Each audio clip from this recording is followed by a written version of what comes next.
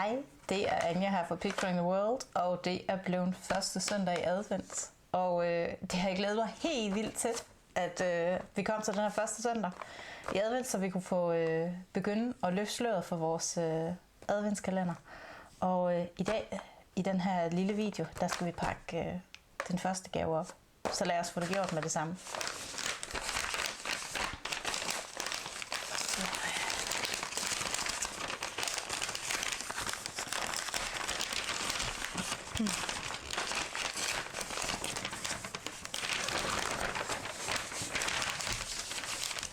Og jeg tager lige papiret væk.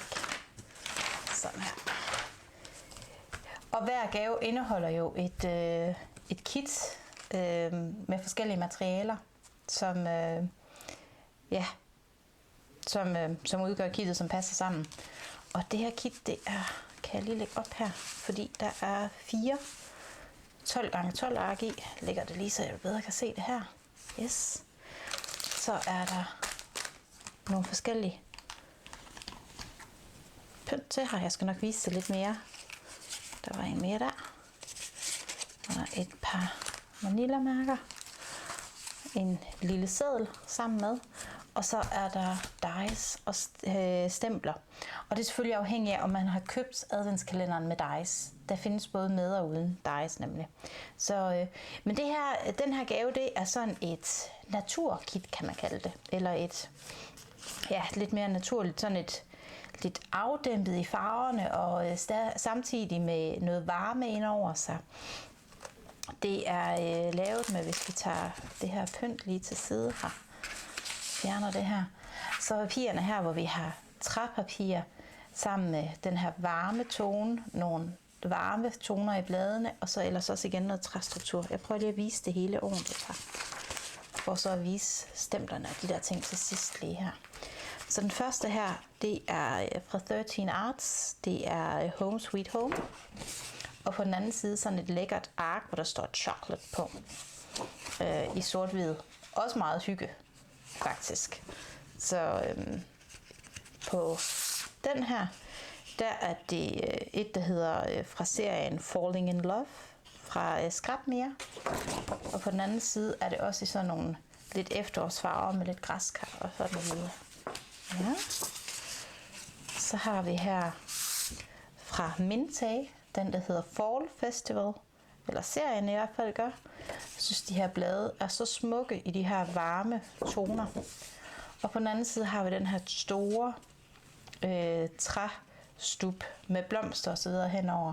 Personligt synes jeg, at den her vil være mega flot til et layout, men man kan også sagtens dele den op i elementer og bruge på nogle fine og enkle kort. Det er nogle af de der nemme kort, som der er så mange, der laver i øjeblikket, og som er lige til at gå til, fordi papiret forærer simpelthen så meget til det. Og så har vi en mere fra Mintag, også fra Fall Festival, som er et sildebensmønster i et gulv. Jeg synes, den er så fin.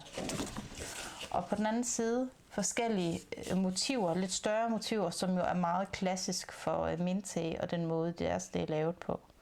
Så så det er simpelthen papirerne i den her uges gave. Så er der noget sisal, som giver sådan en god tekstur og noget lækkert ind sammen med i sådan en rustfarve. Der er et par Manila-mærker. Så er der sådan 3 små wood veneer blade her. Også super søde. Og en pakke af sådan noget snor, og der er 10 meter på. Det ser ikke ud af meget her, men der er faktisk en del. Og så kommer vi til de 2 andre ting her, til stemplerne og dicene, som også er med. Og jeg tænker, at jeg lige zoomer lidt mere ind, så det er nemmere at se. Sådan her. Fordi her, der har jeg selve stempelsættet. Lige flytte her, så det er lidt nemmere at se. Her har jeg stempelsættet med sådan et stort, fint blad her. Og sammen med det, så er der forskellige tekster, som egentlig handler meget om taknemmelighed og sende nogle søde tanker. Der har vi tak. Vi har jeg tænker på dig. Vi har sender varme tanker, og du er noget særligt. og det er ligesom de store tekster, der er i. Så er der en masse små tekster i en anden skrifttype, som kunne passe sammen med. For eksempel med tak. Tak, skal jeg lige finde, der står et for her. Tak for alt du gør, tak for hjælpen, tak til jer, og så står der i år, den du er, tak for den du er. Altså, der er rigtig mange muligheder for det. Kan være skrives tak for invitationen, tak for opmærksomheden, tak fordi du altid er der, tak for sidst. Så der er rigtig mange muligheder i, hvordan man kan sætte det her sammen. Så virkelig et lækkert sæt med mange forskellige typer af tekster der. Som dice-sæt er der et alfabet med, og selvfølgelig et dansk alfabet, så det går fra A til Å. Så er der et og-tegn, et spørgsmålstegn, en pil og et udråbstegn også. Så der er rigtig meget af det, man lige skal bruge. Nu skulle jeg lige til at sige, har jeg en lineal? Jeg mener nemlig, de er et par centimeter i højden, hvis jeg husker rigtigt. Nu skal jeg lige prøve at se. Knap og nap. 1,5 centimeter er de i højden. Men de har en god højde til både at kunne bruges til kort og til layouts.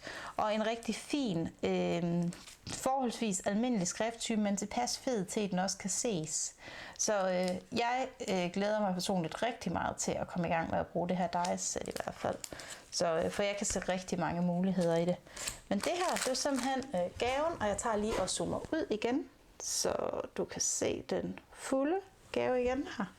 Så det her, det er simpelthen første søndag i advent. Så hvis du har fået adventskalenderen, glæder jeg mig til at se, hvad du får lavet med det. Og har du ikke fået den, er der stadigvæk nogle ekstra adventskalender, som vi kan nå at sende ud til dig her i den kommende uge. Og husk nu, at i aften kl. 19, der er der jo en Facebook Live, hvor der bliver inspireret med lige præcis det her kit. Så se med i aften kl. 19, hvis du vil se, hvad der bliver kreeret med det. Så tak for nu. Hej hej.